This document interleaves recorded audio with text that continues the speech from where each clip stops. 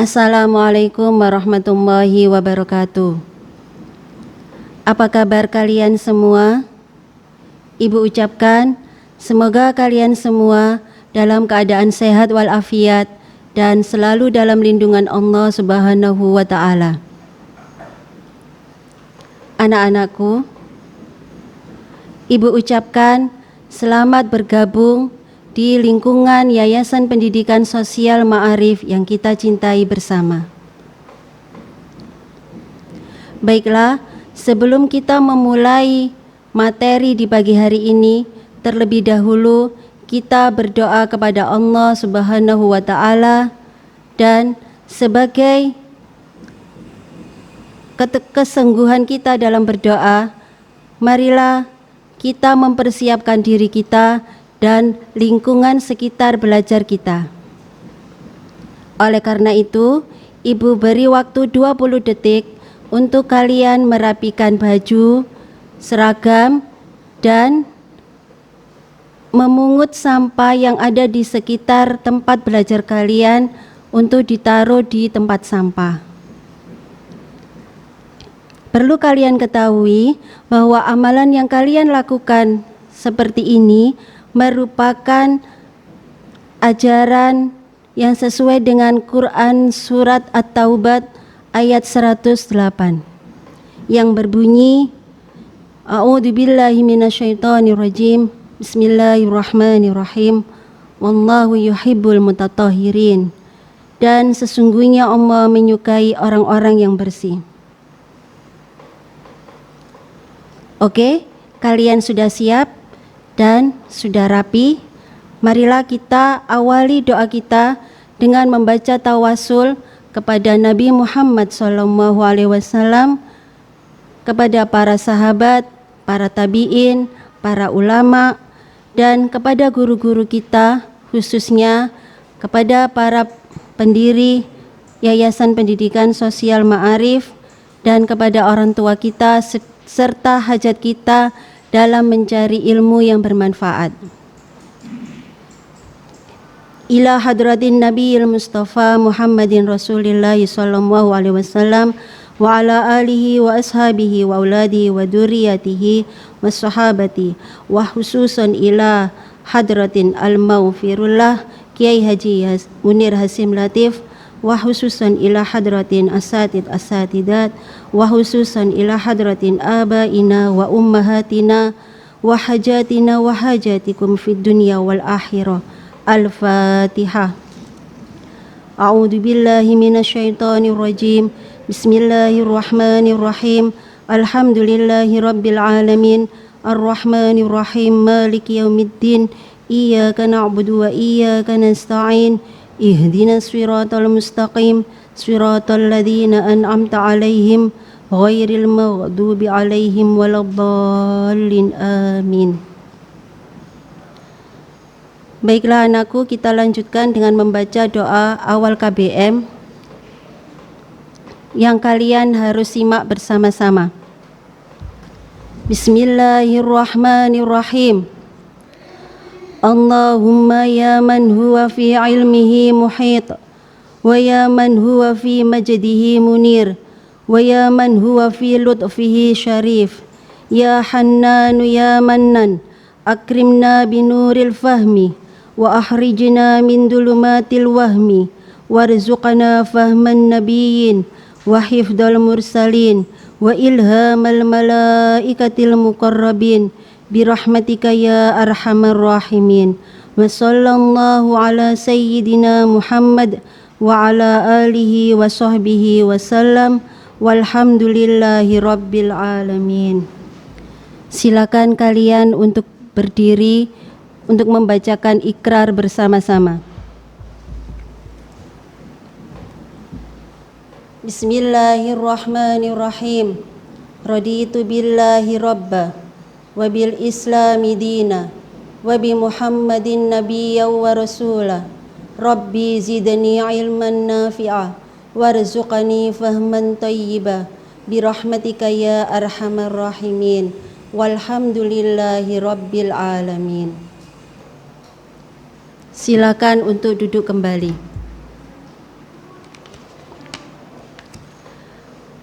Anak-anakku, perlu kalian ketahui bahwa pada masa pandemi seperti ini, kita dianjurkan oleh Allah Subhanahu wa Ta'ala untuk memperbanyak sholawat kepada Nabi. Oleh karena itu, kalian simak bersama-sama video pembacaan sholawat tibil qulub berikut ini.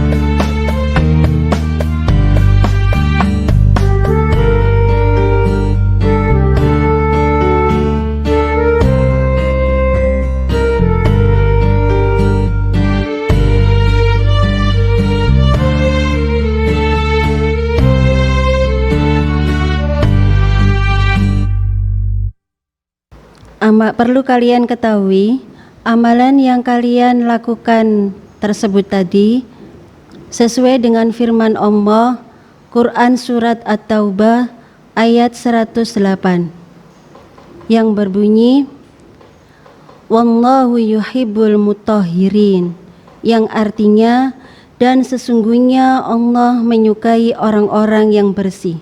Nah, anak-anak, setelah kalian menyimak dan membaca bersama-sama sholawat tibil qulub, perlu kalian ketahui manfaat dari membaca sholawat tibil qulub adalah kita berdoa semoga kita semuanya terhindar dari wabah penyakit ini. Amin, amin ya rabbal alamin. Di masa pandemi seperti ini, harapan saya kalian semakin banyak bersolawat serta mematuhi protokol kesehatan. Nah, ada yang tahu apa itu protokol kesehatan? Ya, benar. Protokol kesehatan itu terdiri dari 5M. Itu adalah versi dari negara Indonesia. Itu ada 5M. Apa saja? Yang pertama, kita diwajibkan memakai masker. Nah, memakai masker yang benar untuk saat ini kita diharuskan memakai masker berlapis 2. Yang pertama, kita memakai masker medis, kemudian dilapisi dengan masker kain. Karena apa? Kita ketahui bahwa virus sekarang ini semakin meningkat dan variannya juga semakin banyak. Yang kedua adalah mencuci tangan dengan sabun dan disertai dengan air yang mengalir. Mencuci tangan yang baik adalah kita lakukan seperti ini, di mana air yang mengalir di atas tangan kita, kemudian kita mengambil sabun, terus kita gosok-gosokkan dengan cara di atas punggung tangan kita, telapak tangan kita, terus di sela-sela jari, kita lakukan sampai merata dan basuh dengan air yang mengalir. Yang ketiga, kita selalu menjaga jarak antara 50 cm sampai 1 meter. Dan yang keempat adalah kita harus menghindari dari kerumunan orang banyak. Dan kelima adalah kurangi mobilitas di luar rumah. Nah, itu adalah protokol kesehatan yang umum yang kita harus lakukan. Namun, dalam versi YPM ada 2 lagi, yaitu menghindari makan bersama dan selalu mengisi monitoring kesehatan setiap hari dengan sejujur-jujurnya. Nah, dari sini kalian sudah tahu kan apa perbedaan 5M dan apa perbedaan 7M yang berlaku di Yayasan Pendidikan Sosial Ma'arif. Anak-anakku sekalian, untuk kita bisa menjiwai arti bersolawat, maka perhatikanlah tayangan berikut ini, di mana tayangan ini berisikan akhlak mulia yang dilakukan oleh Rasulullah terhadap orang Yahudi. Simak baik-baik, karena dalam tayangan ini akan ada penugasan di akhir slide.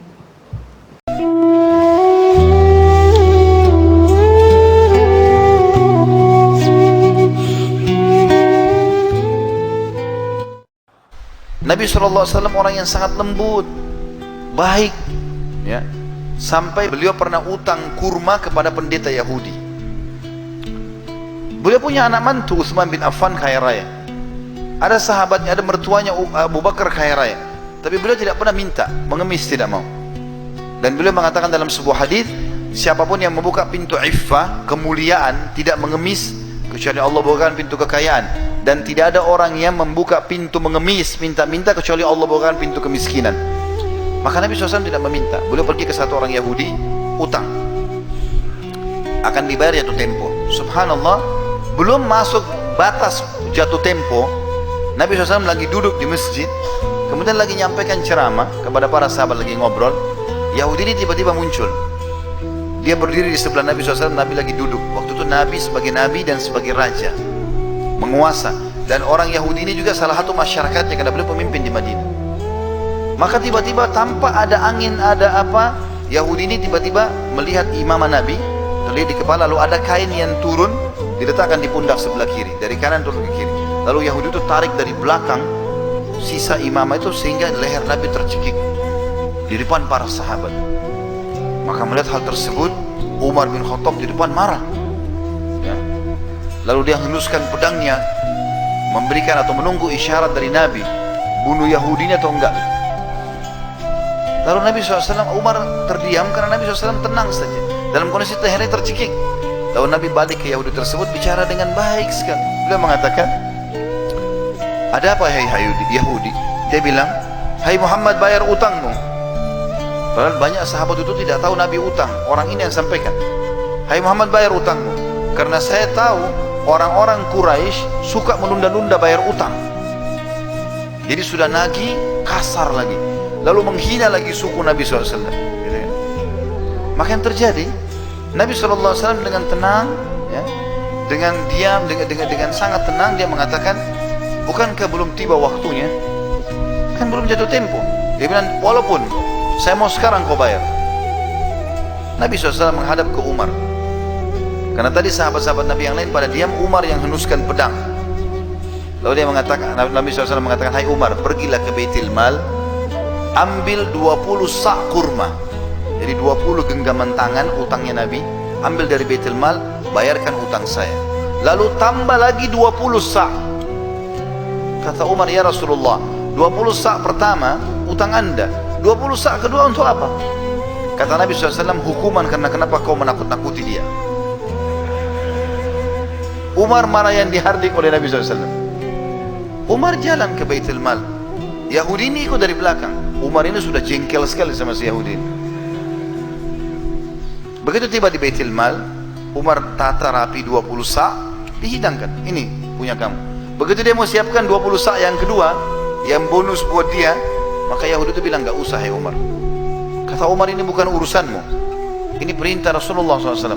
Kata dia, sebentar hai Umar, boleh saya bicara sebentar? Kata dia, silakan. Dia bilang, hai Umar, apa kau tahu siapa saya? Kata Umar, saya nggak mau tahu siapa kamu. Kena marah sekali Umar sama dia. Dia bilang, saya Fulan bin Fulan. Rupanya ini pendeta Yahudi. Orang ini pendeta Yahudi dan namanya masyhur. Cuma kan zaman dulu nggak ada kamera, orang nggak bisa lihat foto. Kalau kecuali ketemu fisik baru tahu kan. Sekarang kita biar tidak pernah ketemu, lihat fotonya sudah tahu orangnya. Umar bilang, apa kau betul dia? Dia bilang, iya. Saya tahu kau adalah pendeta Yahudi dan kau tahu ini adalah Rasulullah. Kenapa kau lakukan itu? Kata Yahudi itu apa? Hai Umar, apa kau kira saya orang gila? Datang ke masjid kalian, mencekik Nabi dan Raja kalian, berkata kasar sama dia. Itu mempertaruhkan nyawa saya. Saya sudah tahu, bisa saja tadi kalau Nabi kalian suruh, mungkin kau sudah menebas leherku. Itu sudah saya siap pertaruhkan.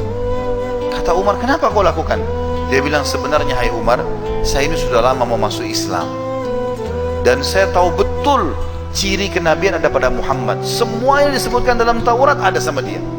Tinggal ada satu yang saya mau buktikan, yaitu ada dalam Taurat tertulis ghalaba hilmuhu ghadabu, sifat kasih sayangnya mengalahkan emosinya.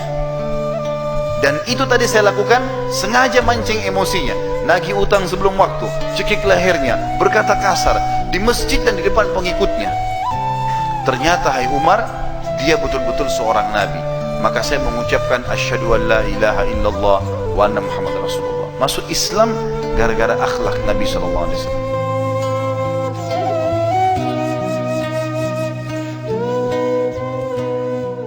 Anak-anakku semua, dari tayangan tersebut, maka kita bisa mengambil kesimpulan bahwa akhlakul karimah yang dicontohkan oleh Rasulullah adalah terdiri dari satu, husnudon. Rasulullah selalu berbaik sangka kepada siapapun, baik itu sesama muslim maupun non-muslim, dan berbaik sangka dengan siapapun, baik itu orang yang ingin berbuat tidak baik terhadapnya maupun orang yang baik kepadanya. Yang kedua adalah qanaah. Qanaah di sini artinya Rasulullah selalu menerapkan kesederhanaan. Ketiga, tawadu dan tadarru. Selalu rendah hati, sabar dan tawakal, tasammu, ikhtiar, ikhlas, berdoa, istiqomah, selalu memaafkan.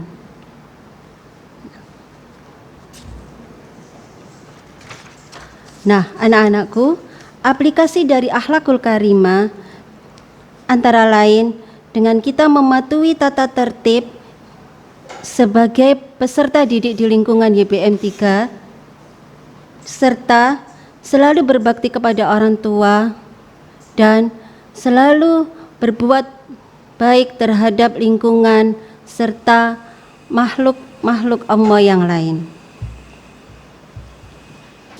Baiklah anak-anakku sekalian, anak-anakku yang saya banggakan, kita memasuki materi yaitu tata tertib. Tata tertib adalah sebagai rambu-rambu yang harus dilaksanakan oleh seluruh anggota yang ada di sekolah, baik itu mengenai tata berucap, tata bersikap, dan tata laksana melaksanakan kegiatan yang ada di lingkungan tersebut.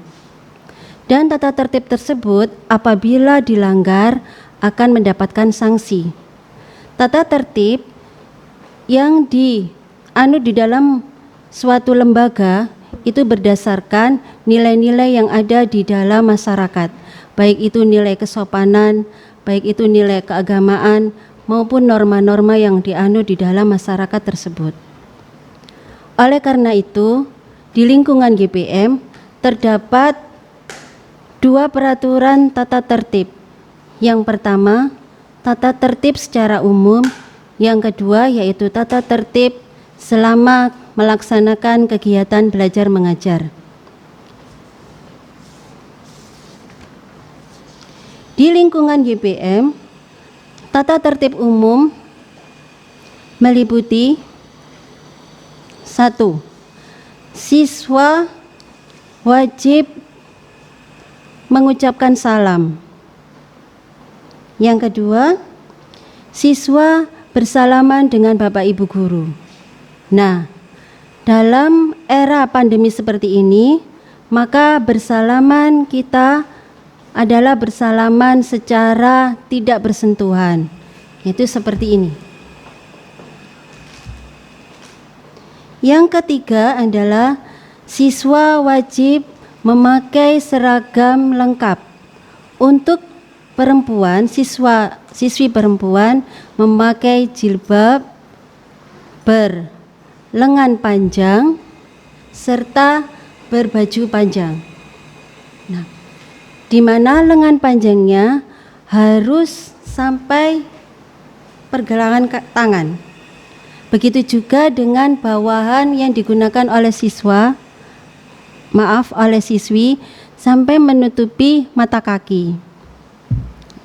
Peraturan untuk seragam laki-laki atau siswa, semua siswa laki-laki harus menggunakan ikat pinggang yang beridentitas Yayasan Pendidikan Sosial Ma'arif. Selanjutnya, setiap siswa wajib mengikuti kegiatan yang diadakan oleh yayasan maupun oleh sekolah. Selanjutnya, siswa taat kepada pimpinan, staf, dan guru. Dan siswa berhak mengikuti kegiatan belajar mengajar dengan efektif.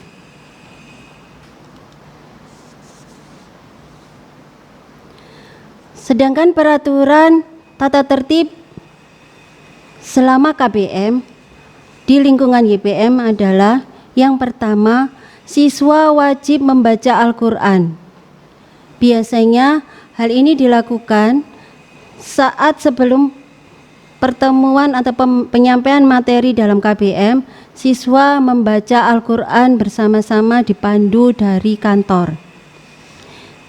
Yang kedua, siswa wajib mengisi kecakapan ibadah, di mana dalam kecakapan ibadah itu terdapat materi tentang sholat, tentang puasa, tentang berwudu, tentang bersuci, tentang tayamum, dan sebagainya, yang memberikan manfaat bagi siswa tersebut dalam melaksanakan ibadahnya dengan sempurna.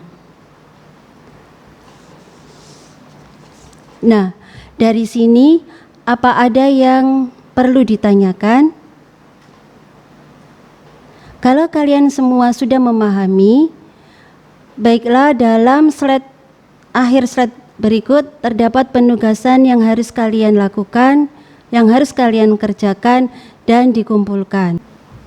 Demikian anak-anak, pemaparan dari materi tata tertib yang ada di lingkungan Yayasan Pendidikan Ma'arif. Baiklah, untuk pertemuan kali ini kita akhiri dengan membaca doa akhir belajar. Saya mohon kalian mengikuti bersama-sama. Ila hadratin Nabiyil Mustafa Muhammadin Rasulillah sallallahu alaihi wasallam. Al-Fatihah. A'udzu billahi minasyaitonir rajim. Bismillahirrahmanirrahim. Alhamdulillahi rabbil alamin. Ar-Rahmanir Rahim. Maliki yaumiddin.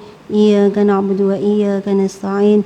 Ihdinas siratal mustaqim. Siratal ladzina an'amta 'alaihim ghairil maghdubi 'alaihim waladdallin. Amin. Bismillahirrahmanirrahim. Allahumma salli wa sallim ala sayyidina Muhammad wa ala ali sayyidina Muhammad walhamdulillahi rabbil alamin. Allahumma inni astaudi'uka ma 'allamtani fardudhu ilayya inda hajati ilayhi wa la tunsinihi ya rabbal alamin. Wa sallallahu ala sayyidina Muhammad wa ala alihi wa sahbihi wa sallam walhamdulillahi rabbil alamin. Wassalamualaikum warahmatullahi wabarakatuh.